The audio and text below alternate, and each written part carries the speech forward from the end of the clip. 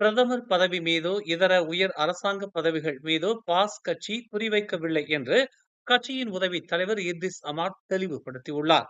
பணிவுடன் நடந்து கொள்வதும், சேவை மீது கவனம் செலுத்துவதும், அதிகாரத்திற்கு ஆசைப்படாமல் இருப்பதும் பாஸ் கட்சியின் கலாச்சாரம் என்று அவர் குறிப்பிட்டுள்ளார்.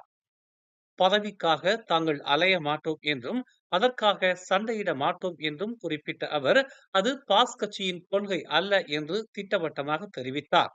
பாஸ் கட்சியின் மாநாடு செப்டம்பர் மாதம் நடைபெறுகிறது. கட்சி பதவிகளுக்காக பாஸ் கட்சியின் தலைவர்கள் பிரச்சாரம் செய்வதற்கும் ஆதரவு திரட்டுவதற்கும் தடை விதிக்கப்பட்டுள்ளது.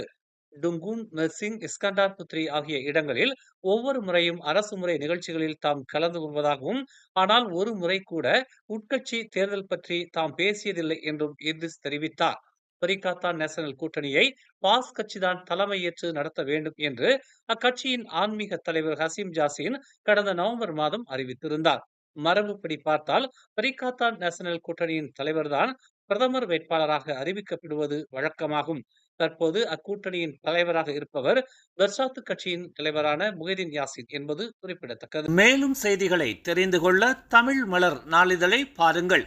உடனுக்குடன் செய்திகளை தெரிந்து கொள்ள தமிழ் மலர் இணையதளம், தமிழ் மலர் செயலி மற்றும் மலர் டிவி யூடியூப் சேனலை வலம் வாருங்கள். எங்களோடு இணைந்திருக்க மலர் டிவியை பதிவு செய்து கொள்ளுங்கள். உறவுகள் மகிழ்ந்திட விருப்பம் மற்றும் பகிர்வு சேவையை சொடுக்கிடுங்கள்.